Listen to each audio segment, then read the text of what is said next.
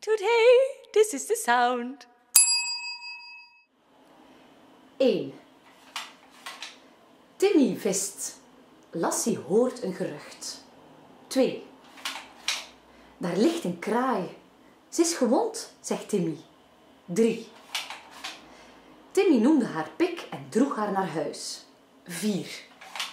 Haar vlerk is gebroken, zegt de dierenarts. 5.